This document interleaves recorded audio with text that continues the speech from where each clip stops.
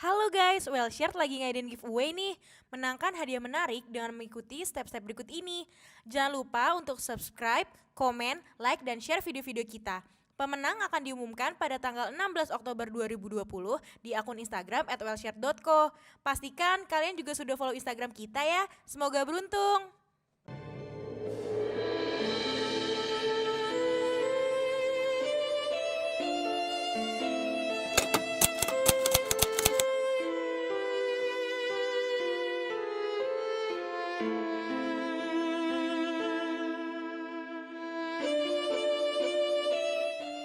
Nama saya Sayyidiman Suryo Hadiprojo.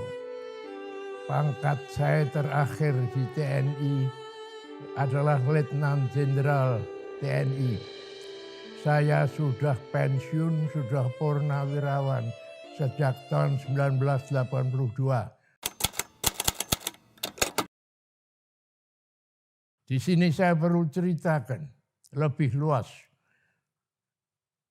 Pertama perlu adik-adikku, anak-anakku, cucu-cucuku tahu bahwa pada tahun 1948 masih sedang perang dengan Belanda. Dia berontak di Madiun dan menimbulkan banyak kematian. Tidak hanya di Madiun, tapi di mana-mana di mana dia bergerak. Seperti antara lain saya ceritakan tadi bahwa pada hari ini, artinya pada tanggal 29 September tahun 1948, ayah Profesor Sri Edi Suasono yang menjadi penjabat di Ngawi dibunuh bersama dengan penjabat-penjabat lain yang tinggal di Ngawi seperti Wedana dan sebagainya. Selain dari itu, ada pembunuhan lain-lain di Madiun, di Blora, di Pati, pendeknya di tempat-tempat di mana PKI relatif ada kekuatan, dia melakukan pembunuhan. Akan tetapi dengan ridho Allah, pemberontakan PKI di Madiun dalam tempo 1 bulan kita bisa selesaikan. Pasukan-pasukan TNI Angkatan Darat, khususnya Siliwangi, berhasil menyelesaikan tugas yang dilimpahkan oleh pemerintah untuk menyelesaikan itu. Pada waktu itu, Bung Karno tegas. Ketika pemberontakan dimulai, Bung Karno menanya kepada rakyat, rakyat memilih Soekarno atau Musso? Musso adalah nama pemimpin PKI waktu itu. Jadi tegas Bung Karno. Dan rakyat milih Soekarno dan Soekarno menang. Sehingga kita dengan cepat dapat mengakhiri, menyelesaikan pemberontakan Madiun itu.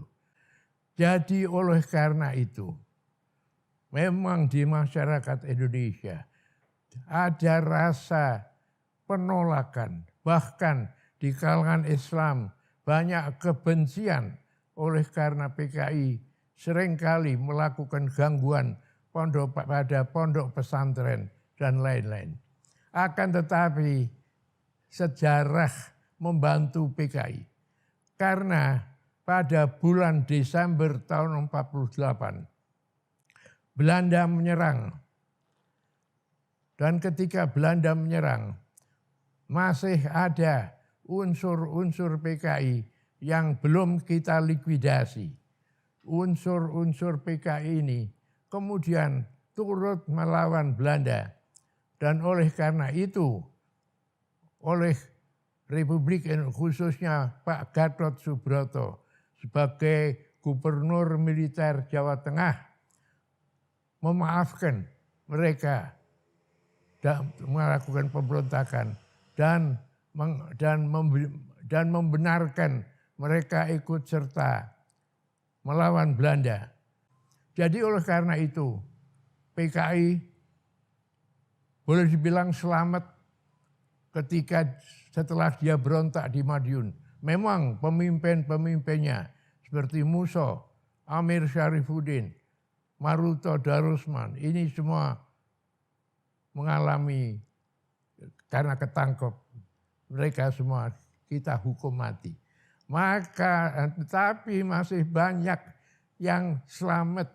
Antara lain yang selamat adalah D.N. Aidit yang waktu itu masih muda dan teman-temannya yang setelah tahun 50 kemudian membangun kembali PKI.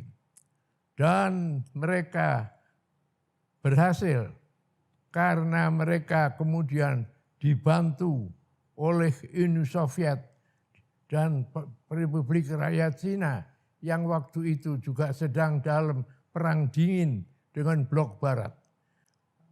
Dengan bantuan itu, maka PKI di Indonesia yang pada tahun 48 berontak, tapi selamat dan pada waktu Republik Indonesia mengadakan pemilihan umum pertama pada tahun 1954, PKI malah menjadi nomor 4. Nomor 1 adalah Masyumi, nomor 2 adalah PNI, nomor 3 adalah Nahdlatul Ulama, dan nomor 4 PKI. Jadi bisa kita bayangkan bahwa dia berkembang terus dengan bantuan juga dari luar negeri. Proses itu menimbulkan kondisi di Indonesia bahwa PKI makin kuat dan kemudian pada tahun 60-an telah menjadi partai komunis yang terbesar di dunia di luar Uni Soviet dan Republik Rakyat Cina. Kalau sampai Presiden Soekarno tidak ada, PKI akan mengalami perlawanan dengan TNI Angkatan Darat yang tidak bisa menyetujui keberadaan PKI di Indonesia. Hubungan Republik Indonesia dengan Uni Soviet dan dengan Republik Rakyat Cina menjadikan Bung Karno juga sangat dekat. Dan oleh karena itu, satu saat suatu tim dokter dari Cina yang oleh Menteri Luar negeri Subandrio dibawa dari Cina ke Indonesia untuk melihat kondisi Bung Karno, menyatakan bahwa kondisi Bung Karno rawan. Kondisi Bung Karno kalau tidak ada usaha khusus maka akan mengalami kelumpuhan atau hal rawan yang akan terjadi pada Presiden Soekarno.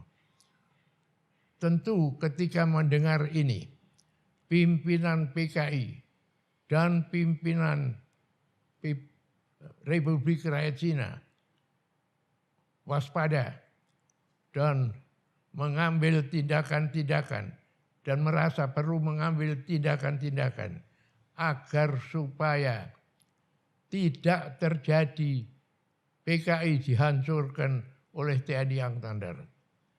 Maka inilah sumber dari keputusan yang kemudian diambil oleh PKI bahwa sebelum ada terjadi apa-apa dengan Presiden Soekarno, selama Presiden Soekarno masih sehat, harus diambil tindakan-tindakan terhadap TNI Angkatan Darat yang tidak memungkinkannya mengambil sikap penghancuran terhadap PKI. Untuk itulah kemudian pimpinan PKI, D.N. Aidit, membentuk suatu badan namanya Biro Khusus. Biro Khusus ini dipimpin oleh Zam Kamaruzaman.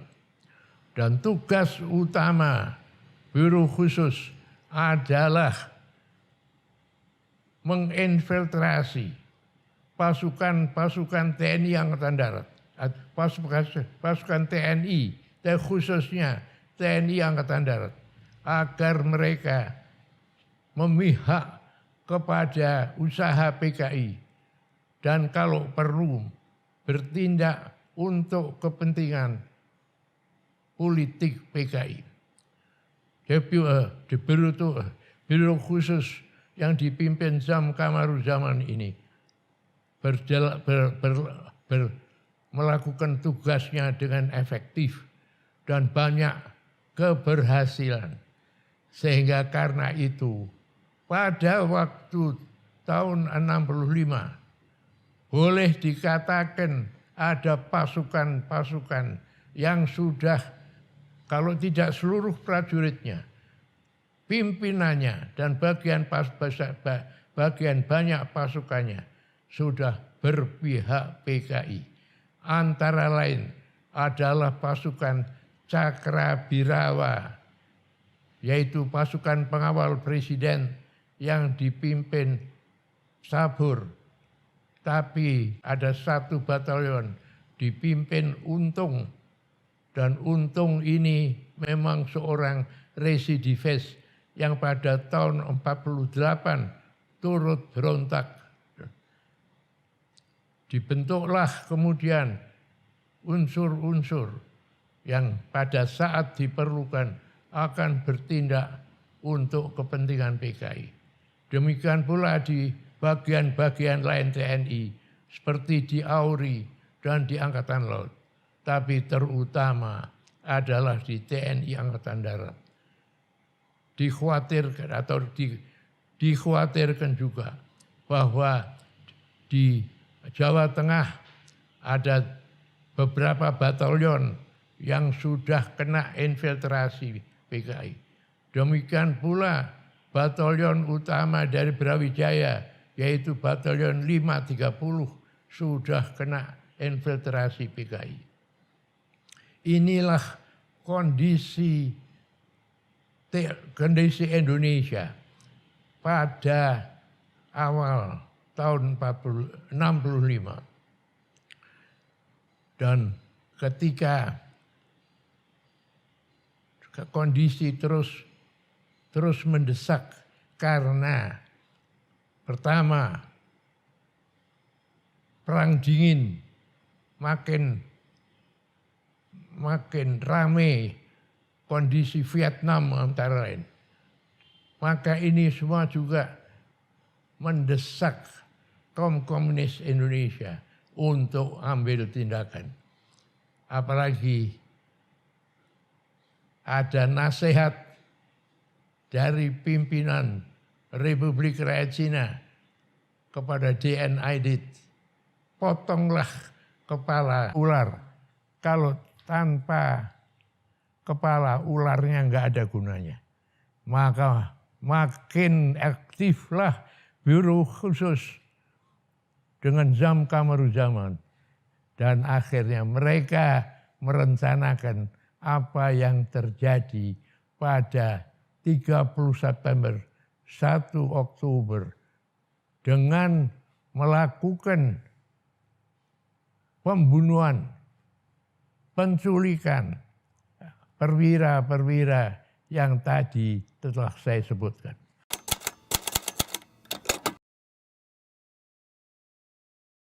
Nah, seperti tadi sudah saya katakan, PKI harus memotong kepala ular.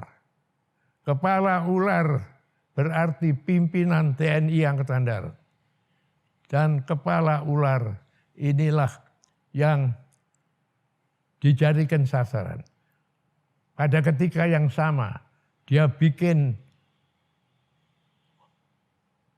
kabar bohong, yaitu bahwa di TNI Angkatan Darat ada suatu Dewan Jenderal. Dan Dewan Jenderal ini merencanakan suatu kudeta terhadap Presiden Soekarno. Jadi alasannya untuk mendahului kudeta Dewan Jenderal, PKI bergerak dan memotong kepala ular. Mungkin ada yang bertanya, kan pimpinan Angkatan Darat masih ada asisten 2, Jenderal Jamin Gintings. Juga ada Deputi Operasi Jenderal Morsid. Mengapa mereka enggak termasuk? Itulah suatu pertanyaan yang sukar dijawab. Oleh karena nyatanya mereka membatasi pada Jenderal Yani, Jenderal Prapto, Jenderal Haryono, Jenderal S. Parman, Jenderal Panjaitan, dan Jenderal Nasution sebagai sesepuhnya. Tapi yang menjadi korban adalah Pierre Tendean.